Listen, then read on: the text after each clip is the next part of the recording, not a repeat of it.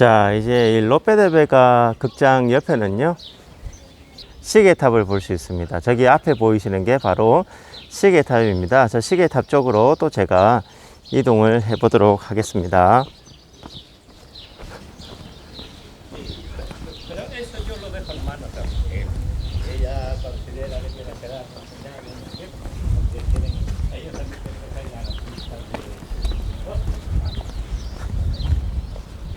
여러분, 이 시계탑 같은 경우는요, 1808년에 프랑스 군대가 왔을 때 여기 원래 예배당이 있었어요. 그런데 이제 예배당을 완전히 박살내 버렸고 이 시계탑만 살아남은 겁니다.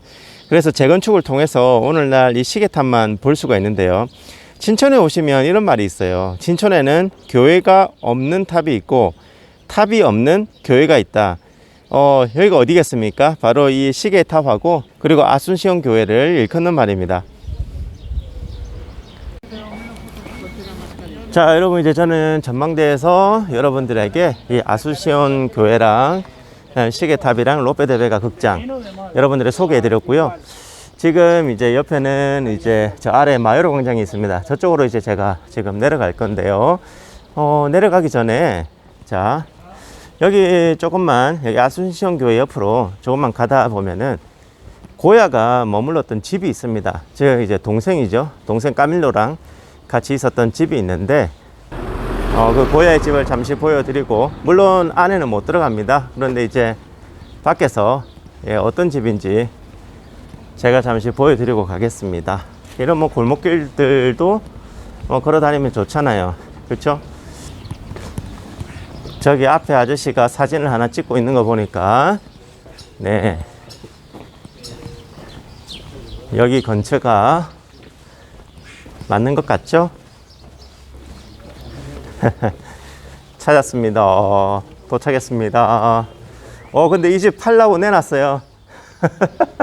고야가 살던 집인데 여기 보시면 세벤데 돼 있죠? 판대요. 혹시 여기 오셔가지고 고야가 살았던 집을 사실 분 없으세요? 자, 여기 옆에 보시면 자, 여기 아키 비비오 엘 헤네랄 핀토르 프란시스코 데 고야 y Lucientes cuando visitaba a su hermano Camilo capellán de los Condes de Chinchon이라고 되어 있습니다. 네, 여기가 이제 예전에 고야의 동생이 살았던 집이고, 그리고 고야가 동생을 만나러 왔을 때 이 집에서 머물렀었죠. 여러분, 이게 한 40 제곱미터 정도 되는 집일 거예요. 그래서 gracias. 그래서 여기가 이제 어떻게 보면 역사적인 장소이기도 합니다. 그렇죠? 그런데 지금 판대요. 제가 기사를 좀 검색을 해봤는데 이 집이 한 40만 유로 한답니다. 40만 유로면은 한 5억 좀 넘는 집이라고 해요. 네. 자, 보셨죠? 그러면 저는 이제 마요로 광장 쪽으로 내려가 보겠습니다. 이 진천도 골목이 너무너무 예쁜 동네입니다. 그런데 이제 이 동네가 약간 인터넷이 불안정해요. 그래서 여기서 라이브 방송을 하기에는 조금 한계가 있고, 오히려 이렇게 여러분들에게 좀 영상을 제대로 보여드리려면은 이렇게 촬영하는 게 좋겠다는 생각이 들어서 진천은 라방을 하지 않고요, 이렇게 영상을 제가 직접 촬영해서 올립니다. 너무 예쁘지 않습니까? 오늘 하늘에 이 구름들도 너무 예쁘고, 항상 5월달 되면요, 그 스페인의 하늘이 이런 모습이에요. 약간 비행선들이 떠다니는 느낌? 구름 비행선이죠? 구름 비행선이 떠다니는 느낌이에요. 그래서 너무 예쁩니다. 솔직히 5월달에.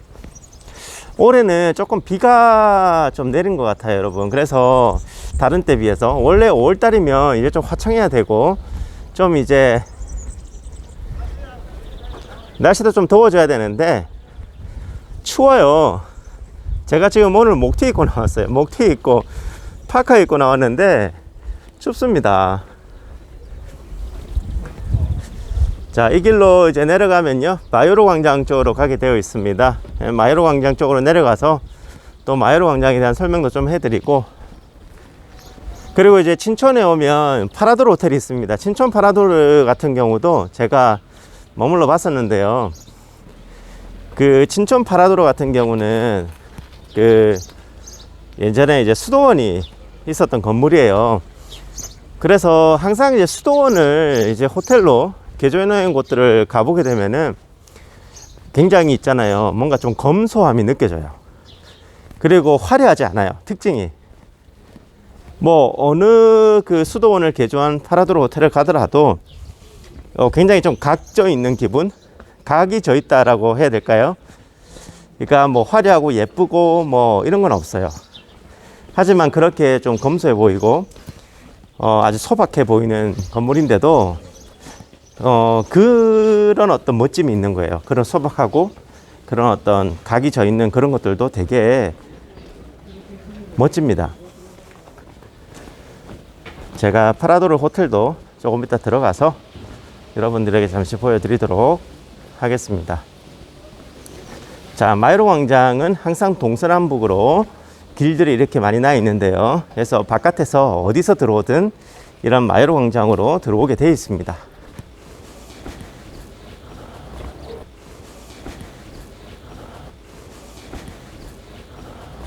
여기 보시면 집이 있어요. 실제로 거주하는 사람 집이 있고, 이 광장에 들어가면은 이렇게 이제 카페테리아나 레스토랑들이 좀 있고요. 일부는 뭐 사무실로 사용하는 곳도 있고 자기 집도 있고 그렇습니다. 오늘도 사람들이 제법 왔네요. 평일인데. 자, 여기 주차장처럼 이렇게 차들을 세워놨죠. 네, 아이, 나도 여기다 차 세울걸. 코카콜라.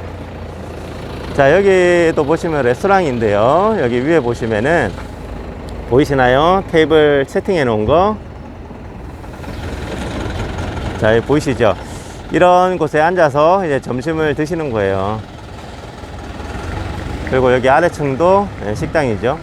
중간에 보시면 레스타우란테라는 간판을 보실 수가 있습니다. 그리고 여기 아래쪽에 파라솔 설치해 놓은 데는 카페테리아예요. 여기에는 앉아서 이제 커피 한 잔, 간단하게 맥주 한 잔 하고 가실 분들은 여기 앉아서 드시면 되고, 그리고 이 한켠에 이제 국기가 걸려 있는데요. 여기는 이제 시청이죠. 친천시청이라고 보시면 되고.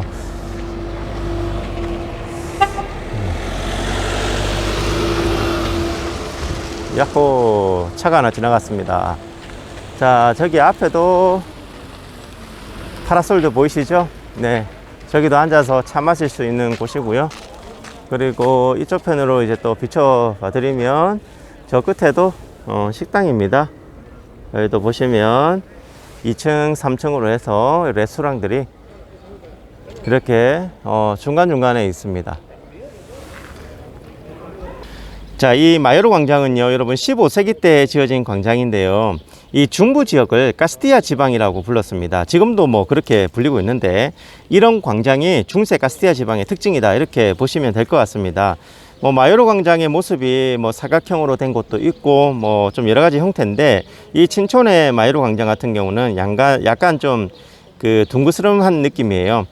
건물들로 이렇게 둘러싸여 있는 게 특징이죠. 여기는 총 한 234개의 발코니가 있고요. 초록색 발코니가 아주 특징적인 부분인데, 이 광장을 리모델링 할 때 어떤 색채로 할지 아이디어 대회가 열렸다고 합니다. 그래서 이제 채택된 게 이 초록색이라고 이야기를 하고요. 이곳만의 특징이 아닐까 그렇게 생각을 합니다. 이 광장의 용도는 정말 다양한데요. 보통 다른 지역의 마요르 광장을 가도 그곳에서 늘 했던 것 중 하나가 바로 투우였고요. 이 친촌은 지금도 이 광장을 투우장으로 바꾸어서 사용이 가능합니다. 그리고 영화 세트장이라든지 뭐 옛날에는 종교 재판 장소로도 사용을 했었고요. 오늘날에는 이 사람들의 만남의 장소, 그리고 휴식처 같은 곳으로 보시면 될 것 같습니다. 자, 여러분, 여기가 파라도르 호텔입니다. 여기 마요르 광장 바로 옆에 있는데요. 자, 여러분, 여기가 보시면 마요르 광장이에요. 저기가 마요르 광장입니다. 마요르 광장 나오시면 바로 옆에 붙어 있는 호텔이 파라도르 호텔입니다. 여기 파라도르 호텔도 너무너무 좋아요.